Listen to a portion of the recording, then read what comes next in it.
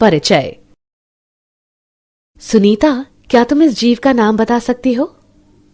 हाँ, इसका नाम अमीबा है। और क्या तुम इन जीवों का नाम भी बता सकती हो? हाँ, पहला एक पेड़ है और दूसरा एक डायनासोर है। बहुत अच्छे। अब इन प्राणियों को पहचानो। ये सर्प, गरुड़ और डॉल्फिन है। सुनीता, क्या तुम्हें पता है कि करोड़ों वर्ष पहले पृथ्वी पर जीवन कैसा था और कैसे अनेक प्रकार के जीव आद्य पृथ्वी से प्रकट हुए? नहीं। हाँ, मैं तुम्हें समझाती हूँ कि करोड़ों वर्ष पहले पृथ्वी पर क्या हुआ और सभी जीवों, डायनासोर, अमीबा, पौधे और अन्य जीव जंतुओं का विकास कैसे हुआ। उद्देश्य। इस पाठ के अंत में आप निम्न करने में सक्षम हो जाएंगे: बिग बैंग सिद्धांत को समझना, आपेरन और हाल्डेन द्वारा प्रस्तावित सिद्धांत को सिद्ध करने के लिए मिलर के प्रयोग को समझना, जीवन स्वरूप के विकास को समझना, विकास के विभिन्न प्रमाणों की पहचान करना, तुल्य रूप और समजात संरचनाओं के बीच अंतर की पहचान करना, अनुकूली विकिरण की अवधारणा को समझना। बिग बैंग सिद्धांत। बिग बैंग सिद्धांत ये बताता है कि ब्रह्मांड की शुरुआत में क्या हुआ। इस सिद्धांत के अनुसार एक महाविस्फोट से ब्रह्मांड का विस्तार हुआ। इस प्रकार तापमान में कमी आई। कुछ समय बाद हाइड्रोजन और हीलियम गैस से बनी, उसके बाद अन्य गैसों का निर्माण हुआ। ये गैसें गुरुत्वाकर्षण के कारण संघनीभूत हुईं और आकाश गंगाओं का गठन हुआ। मिल्की वे आकाश गंगा के सौर मंडल में पृथ्वी की रचना 4.5 बिलियन 450 करोड़ वर्ष पूर्व हुई थी। पृथ्वी के वायुमंडल का निर्माण। प्रारंभिक अवस्था में पृथ्वी पर वायुमंडल नहीं था। पृथ्वी की सतह गलित पदार्थों से निर्मुक्त हुई जल वाष्प, मीथेन, कार्बन डाइऑक्साइड तथा अमोनिया द्वारा ढकी थी। सूर्य से आने वाली पराबैंगनी किरणों ने पानी को हाइड्रोजन और ऑक्सीजन में विखंडित कर दिया। ऑक्सीजन ने अमोनिया और मीथेन के साथ मिलकर जल और कार्बन डाइऑक्साइड की रचना की। परिणाम स्वरूप ओजोन परत का गठन हुआ। जब तापमान कम हुआ तो जल वाष्प बरसात के रूप में बरसे और महासागरों की रचना हुई। पृथ्वी की उत्पत्ति के लगभग 500 मिलियन वर्ष बाद जीवन प्रकट हुआ। स्वतः जनन का सिद्धांत। पूर्व ग्रीक विचारकों के अनुसार स्पोर नामक जीवन की इकाई विभिन्न ग्रहों में स्थानांतरित हुई। लुई पाश्चर ने प्रायोगिक रूप से ये प्रदर्शित किया कि जीवन पहले से विद्यमान जीवन से ही निकलकर आता है। ये स्वतः जनन नामक सिद्धांत था। उन्होंने अपने सिद्धांत को निम्नानुसार सिद्ध करने के लिए 2 फ्लास्कों का उपयोग किया। जीवन की उत्पत्ति का आपेरन हाल्डेन सिद्धांत।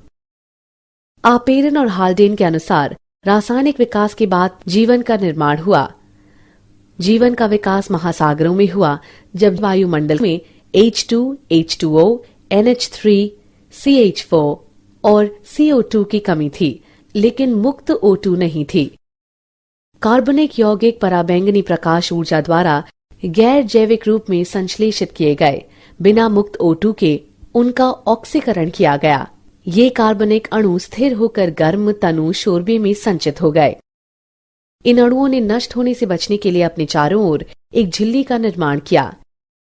ऐसे कोशिकांगों ने रसायनों का अवशेषण, वृद्धि, विभाजन किया और अपने चारों ओर मौजूद कार्बनिक अणुओं के किण्वन द्वारा ऊर्जा प्राप्त की। इस प्रकार प्रथम जीवन स्वरूप की उत्पत्ति हुई। मिलर का प्रयोग।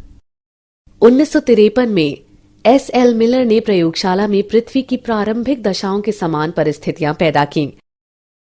उन्होंने CH4, H2, NH3 और जल वाष्प युक्त बंद फ्लास्क में 800 डिग्री सेल्सियस पर विद्युत डिस्चार्ज उत्पन्न किया। कुछ समय बाद उन्होंने देखा कि अमीनो अम्ल, शर्करा, नाइट्रोजन क्षार, वर्णक और वसा का निर्माण हो गया। ये प्रयोग इस बात का समर्थन करता है कि रासायनिक विकास के बाद जीवन की रचना हुई।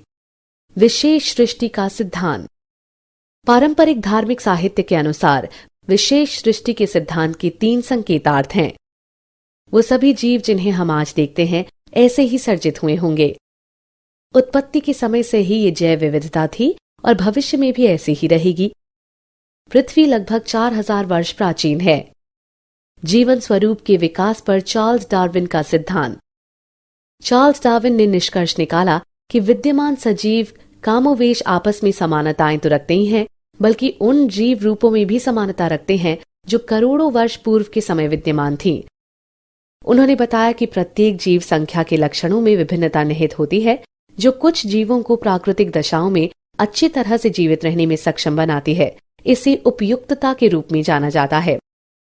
इस प्रकार जो एक वातावरण में अच्छी तरह से उपयुक्त थे, प्रकृति द्वारा वर्ण होता गया। इसे प्राकृतिक वर्ण का नाम दिया गया और इसे विकास के प्रतिमान के रूप में लागू किया। विकास के प्रमाण।